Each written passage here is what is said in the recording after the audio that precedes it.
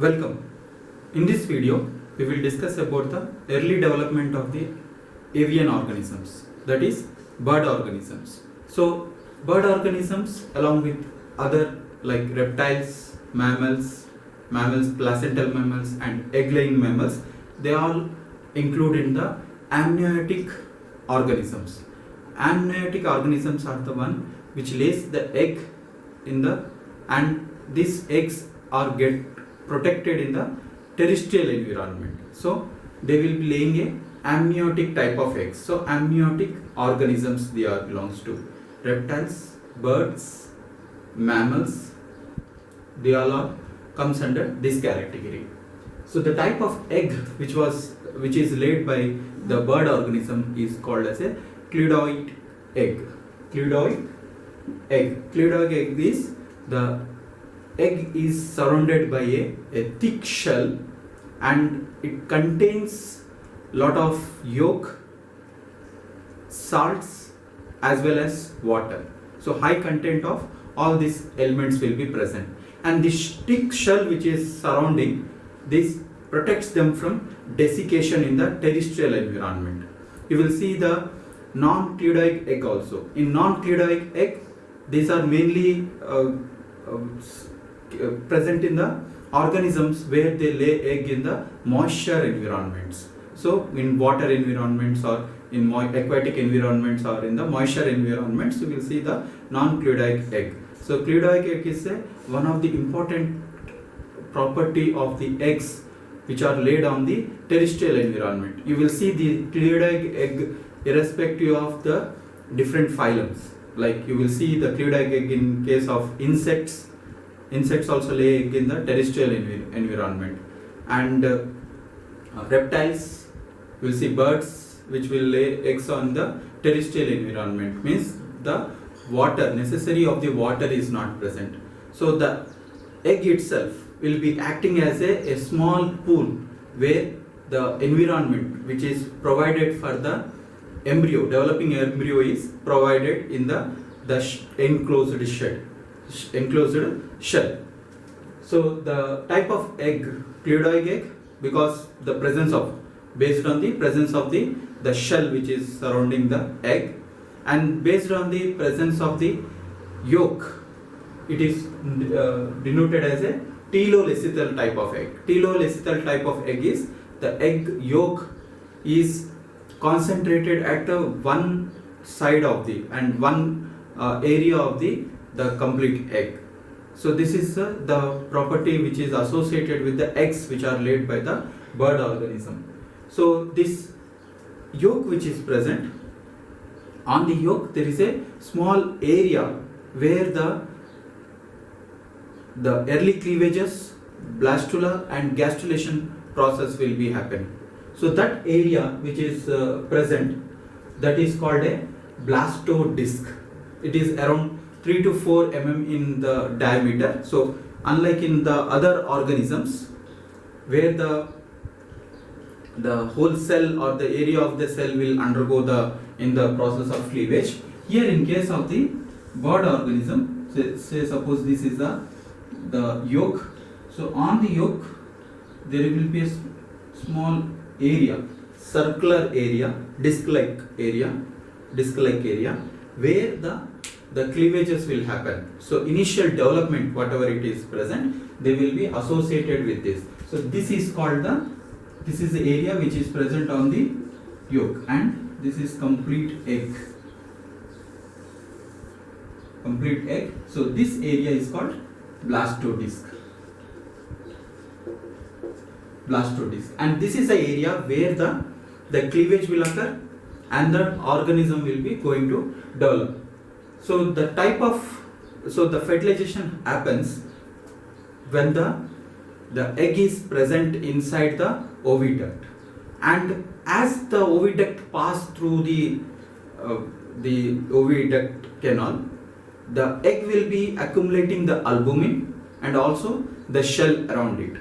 So when it is present inside the organism, when passing through the oviduct itself, this undergo the discoidal meroblastic cleavage, and this discoidal meroblastic cleavage is restricted to this blastodisc region.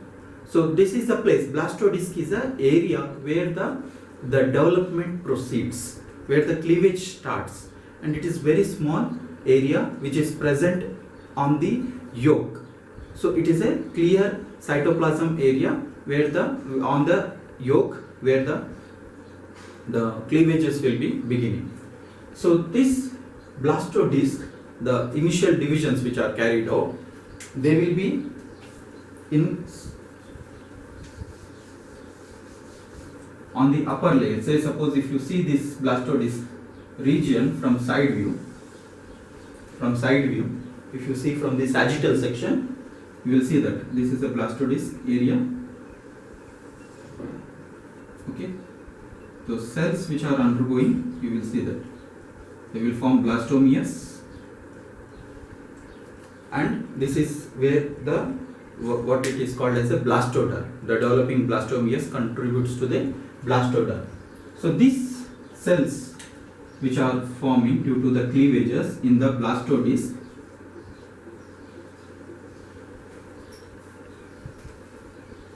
and so this is the area on the yolk.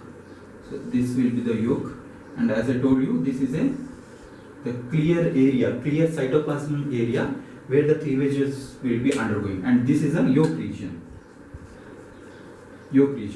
Now this area, this is the blastomere or the blastoderm area, and the area which is present just below the blastoderm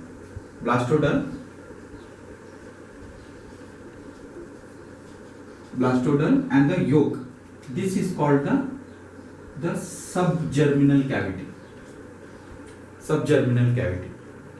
And this blastodisc is also called as a germinal disc. Germinal disc, reason for that, the development will be happens or carried out in this region. That's why it is called a germinal disc or blastodisc.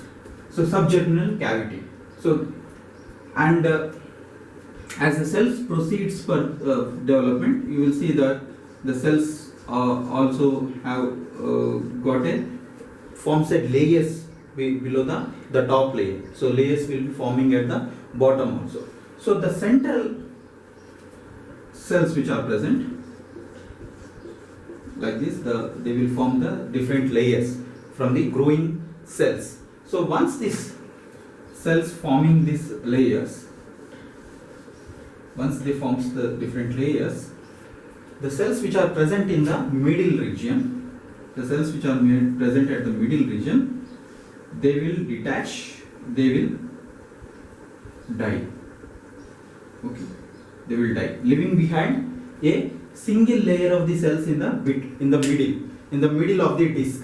If you see that in the disc region, in the middle of the disc, you will see the single layer cells will be present, and this single layer cells, and at the edge the cells are not detached, so they are still in the layer forms. The cells are having different layers. So this area where the cells formed into a single layer, this region, if you see from the upper side, so this region is called area pellucida, and the area where you will have the layers, different layers of the cells here on both the sides. So if you see from the top, you will see that it encircles. So from the top view, you will see that at the middle you will see that these cells which are detached, and you will see finally the single layer of the cells are produced. And at the bottom, at the edges, at the margin of the disc, you will see that there is still a thickness of the cells are maintained. So the cells are not detached and they did not degrade. So this area where the different layers of the cells are present, this area is called the area opaca. This area is called the area opaca, and the area which is present between the area pellucida and area opaca, this is the marginal place, the margin where unite together, they are called marginal zonal cells. Marginal zonal cells. So these are the different areas which are present in the developing blastoderm. So once the blastoderm forms the different layers, these layers will be designated by different names. Now, area pellucida, area opaca, and the marginal zone. So all these regions which are present, they will contribute to the future developing embryo, and they play important role in the division and orientation of the organism, and orientation in the form of the axis axis establishment. So we have seen that so in the posterior side, so if you assume that this is the anterior and this is the posterior, from the top view, this is the anterior and this is the posterior side. We will discuss again in the next video that what is the factor which decides which is the anterior and which is the posterior, and what is the molecular mechanism which is involved in that. So posterior side, there are cells which are present. So the cells which are present in the posterior side, these cells, the cells which are present in the posterior side, this top layer which is present, this is called epiblast cells. Epiblast cells. So whole layer is present called as epiblast cells. Now here in this area, these cells get thickened. These epiblast cells which are present on the top, they will give a local thickening. Local thickening of the cells will be produced. So as they grow, they aggregate together and forms a local thickening. And this local thickening is called polar sickle. This polar sickle. This is a one more structure which is important in the formation of the secondary hypoblast cells. Now at this time, you will see the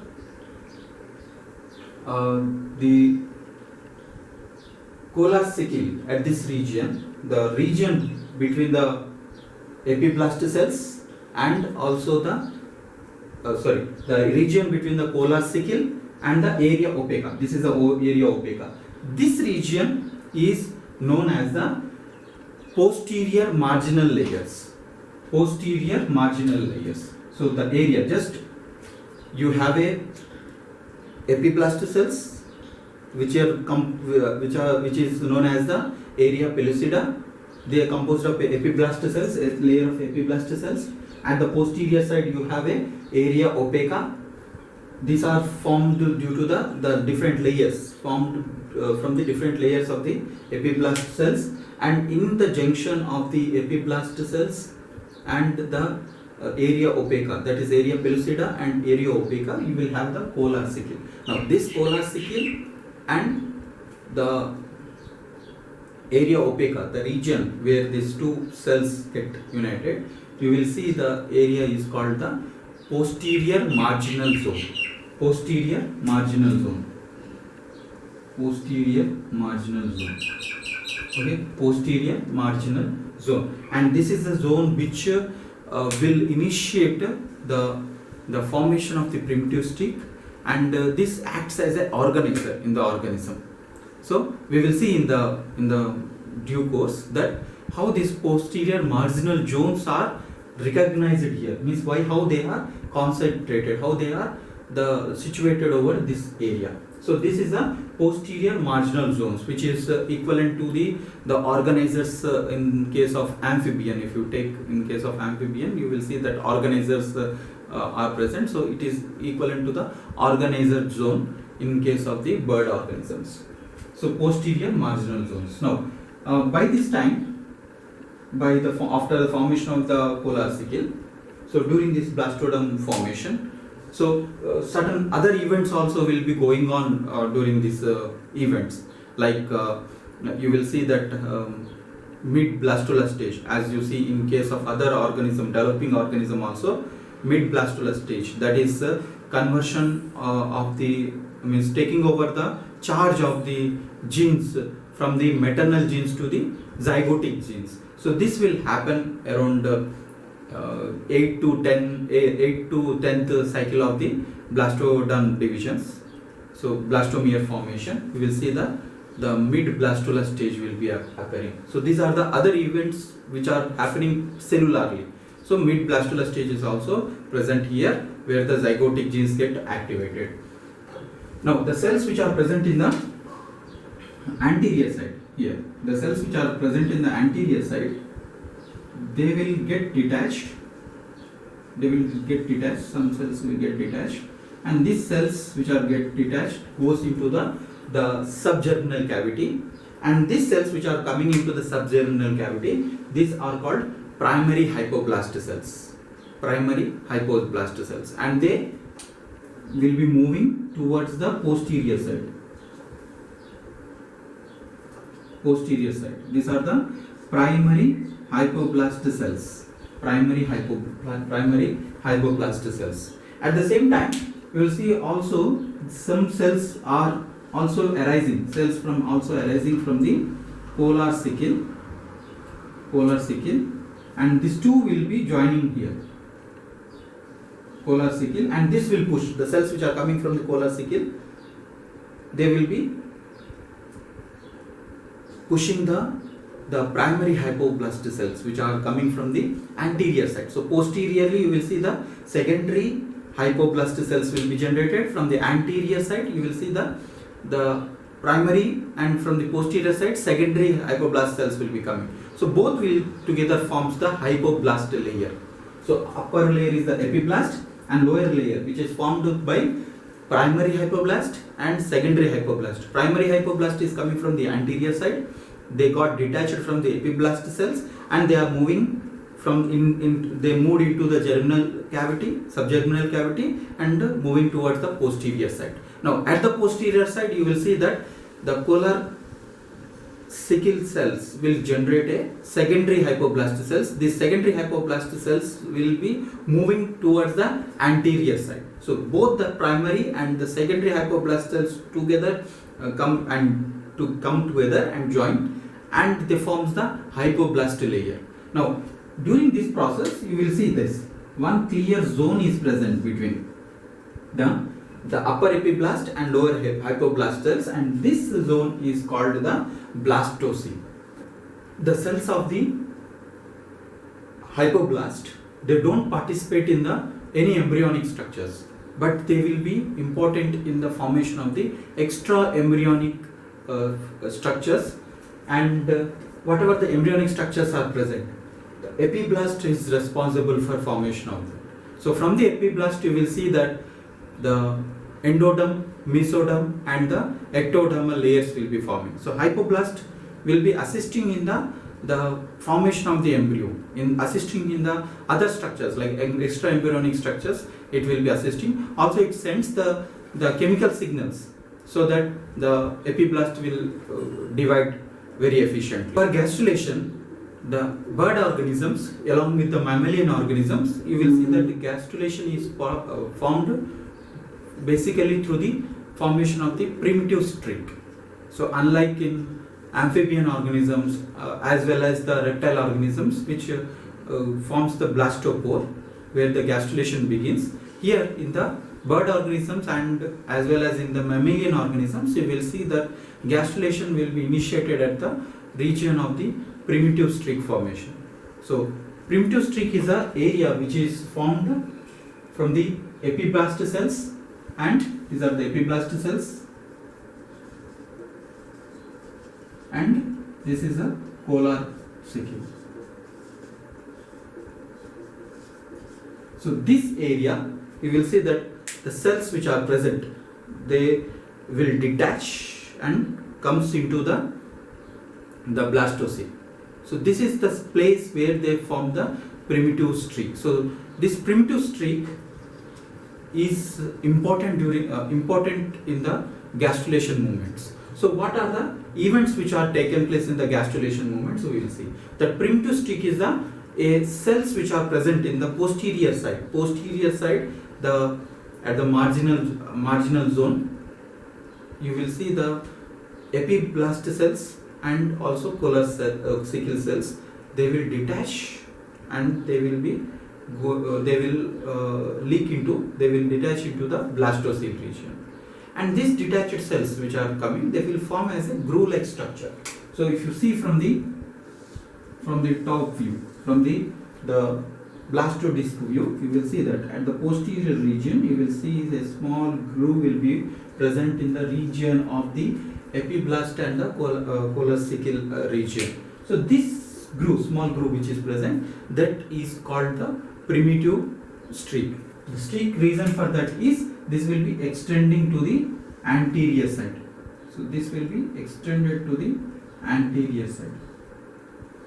So this is the anterior side and this is the posterior side, and this is called the primitive streak.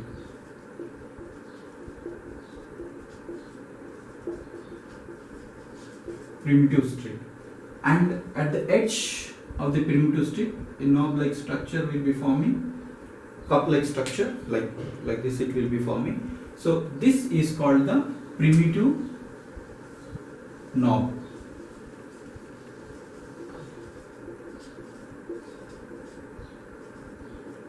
Primitive knob.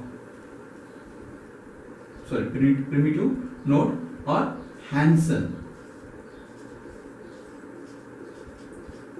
node.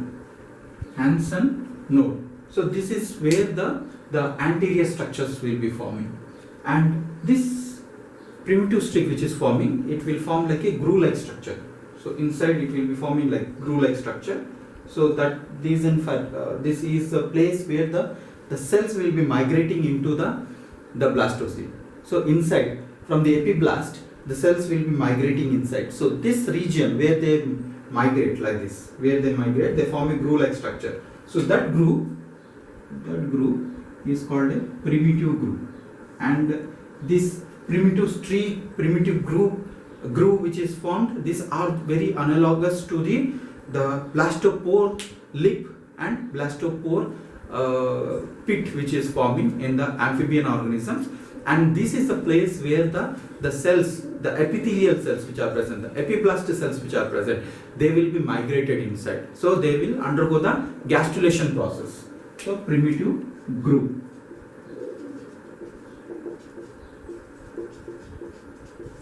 Primitive groove.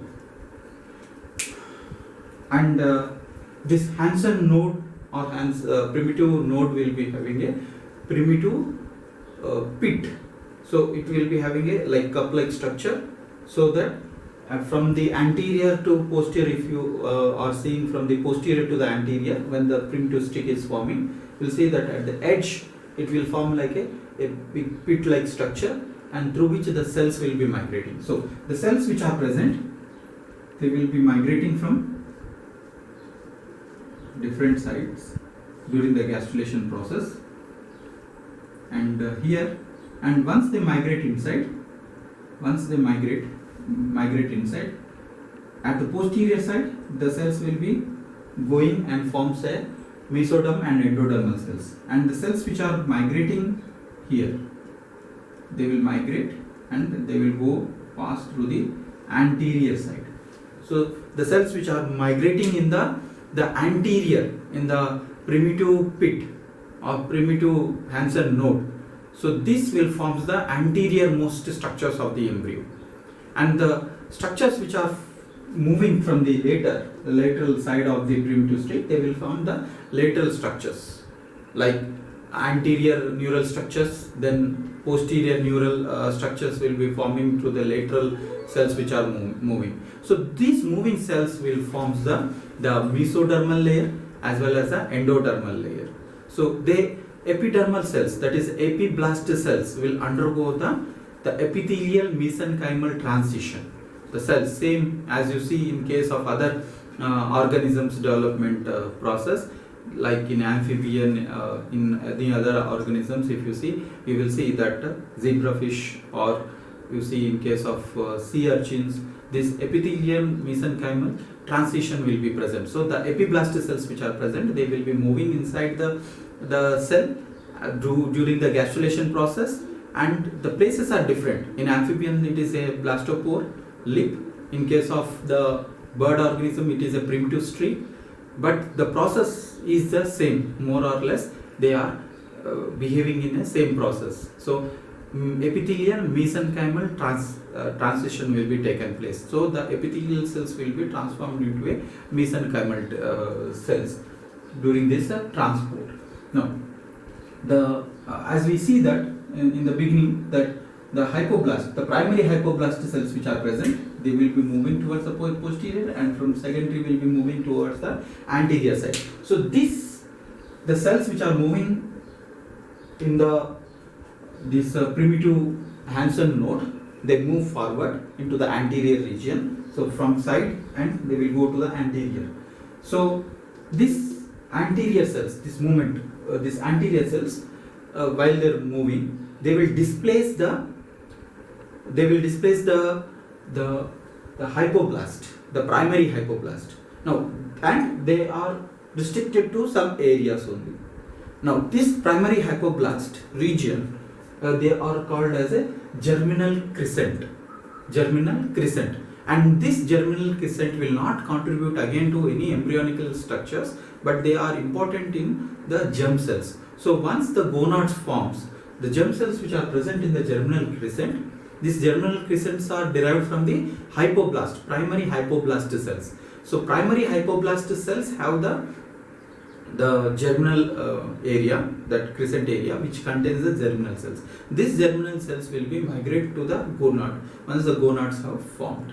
And these structures, this place is the anterior most place is occupied by the anterior structures, that is pharyngeal structures, head structures present, neural crust will be occupied there. Like in other vertebrate organisms, we will see in case of the bird organism also, the cells which are moving into the anterior side, moving from the Hansen node to the anterior side, the first cells which are moving, they are pharyngeal endoderm cells. Similar you will see in case of amphibian organisms also. Then precordial plate mesodermal cells will be moving inside, second cells which will be moving. Then quadrum mesoderm, which gives rise to mesodermal regions or mesodermal organs like heart, kidney, blood vessels. Likewise, they will be giving rise to different structures of the endoderm, mesodermal structures will be arised. Now, once these cells completes their movement, once the mesodermal and endodermal structures are formed, or endodermal and mesodermal cells have moved into the from the primitive streak into the inside the blastoderm layer, the rest of the primitive streak which is formed, they now undergo the regression process. Regression process means the streak which is formed, they slowly, so streak is basically formed due to the ingressing, that is the cells which are going inside, moving inside the epiblast. So moving inside the epiblast, due to this primitive streak has formed. So once the cells completes their movement, so slowly the primitive streak will be regressed. Regressed means they will be decreasing. Whatever the primitive streak formed from the posterior to the anterior side, they will be slowly regresses. So this is how the gastrulation, during the gastrulation process, the cells will be moving into the blastocyst and forms the mesodermal and the endodermal structures. So hypoblast, they don't really contribute to the embryonical structures, but they are important in the formation of extraembryonic membrane, as well as they will give the signal, release the signals which are important in the formation of the different axes in the organism. So once the primitive streak regresses, now the cells which are present on the surface, whatever the cells which are present on the surface, these are the epiblast cells, and the cells which moved inside, these are the epithelial cells which are going to convert into a endodermal cells, and the cells which are going to convert into a mesodermal cells. So these cells are moved, and once they moved, the primitive streak has regressed. So once this primitive streak has regressed, now whatever the cells which are present in the surface, that is epiblast, they are epithelial cells. Now these epithelial cells which are present on the surface, they will be undergoing the epiboly process, so that they will form the ectodermal structures. So once they move, so they will be moving and closing the yolk. So they will move and close the yolk. Same phenomenon you have seen in case of the zebrafish development also, that the cells once they complete their movement, that is gastrulation is done, the cells once the endodermal and mesodermal cells have moved inside, all the structures which are internal structures cells are moved inside, the cells superficial cells which are present, they will start migrating inside on the engulfing the yolk, and this is the process of the what you call as a epiboly, and this is assisted by the fibronectin which is present, and the epiblast cells which are migrating, they will form the philopodia. So amoeboid like structures they will be producing the strings which is responsible for the holding the egg, and they will be migrating over the yolk, and totally they will engulf it.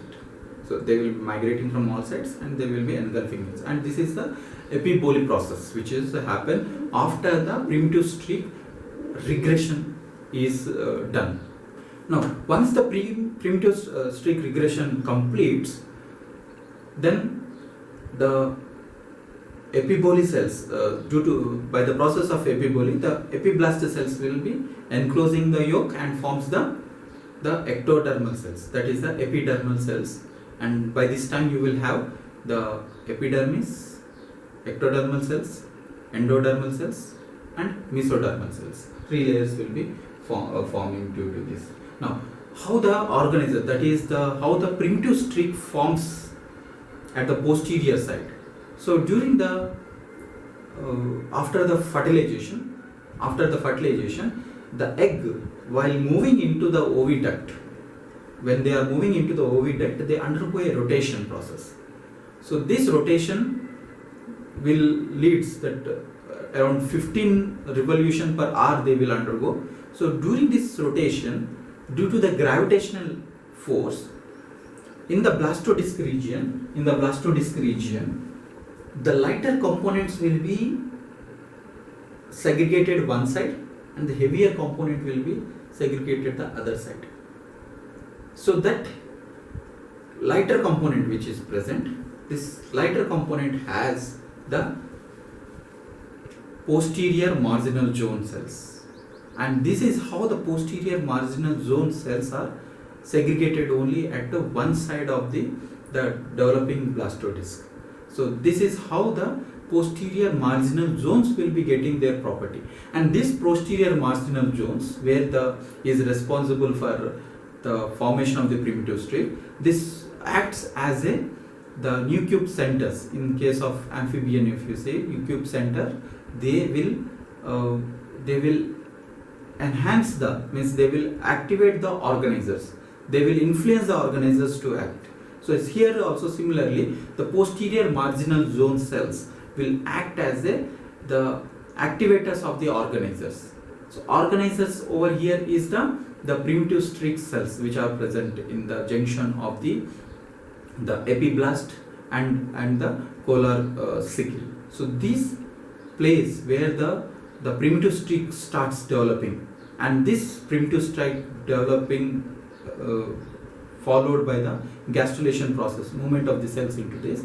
So this happens only the side where the posterior marginal zone cells are present, and posterior marginal zones are accumulated over that place because of the rotation of the egg, and this rotation leads to the gravitational pull and segregates these cells at the one corner. So this is how the posterior marginal zones will be formed and restricted to one side of the blastodisc. So as the egg rotates, you will see that lighter components will be segregated at the one side of the blastodisc. So this area where the maternal factors, maternal determinants will be accumulated, and this is going to develop into a posterior marginal zone cells. And these posterior marginal zone cells are very much analogous to the nucleus center, whatever you see in case of the amphibian organism. So these nucleus centers are the dorsal vegetal cells. If you remember, these dorsal vegetal cells also secrete some more proteins like VG1 proteins. So this will be along with the other protein, that is Vent8C and VG1. These are the two proteins which are synthesized from the posterior marginal zone cells.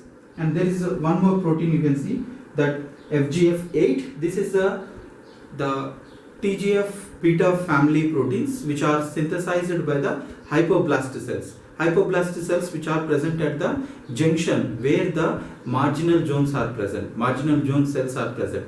So this FGF from the hypoblast along with the VG1, Vent8C proteins, they will influence they will help in the synthesis of the nodal paracrine factors. See, nodal paracrine factor, again these are also the TGF beta family proteins, and this nodal paracrine factor is responsible for the formation of the primitive streak.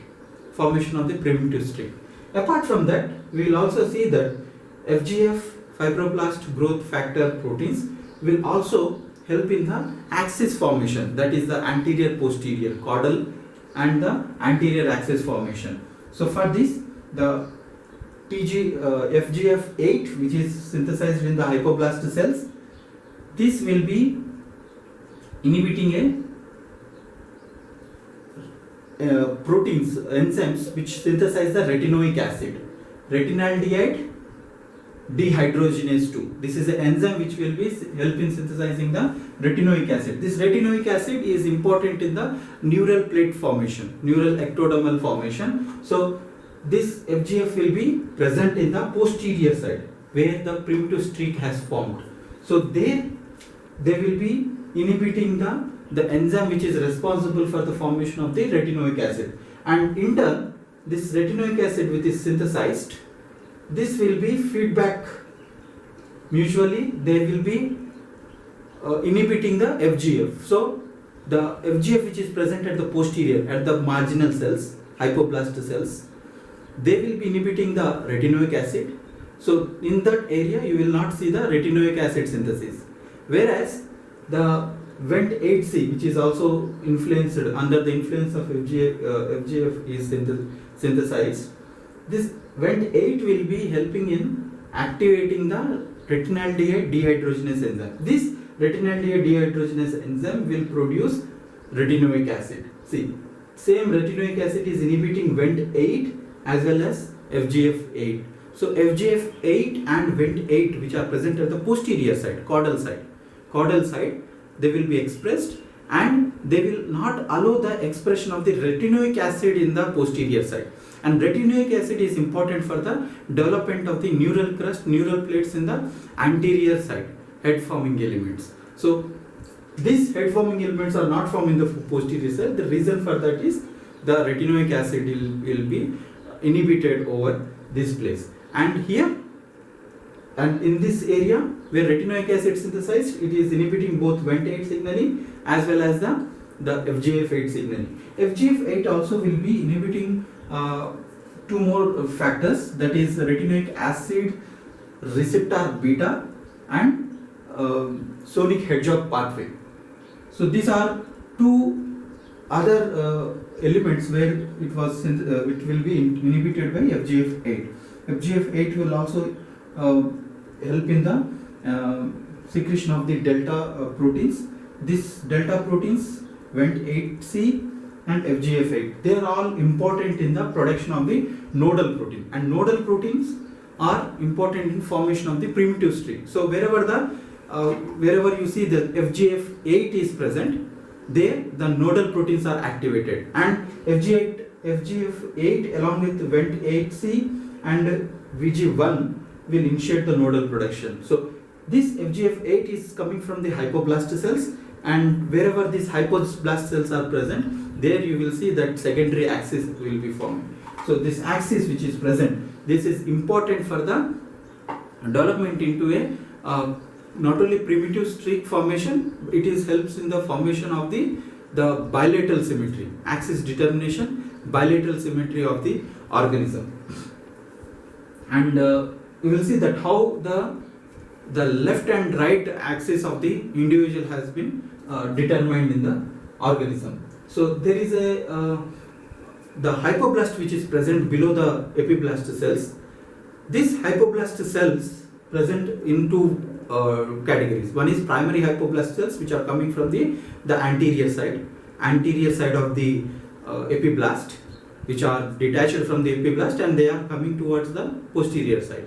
And this from the posterior side, cholecystecile will be producing or will be synthesizing the secondary hypoblast cells. Now, that secondary first the primary hypoblast cells will be migrating to the posterior side here. So primary hypoblast cells will be producing a protein called cerebrus.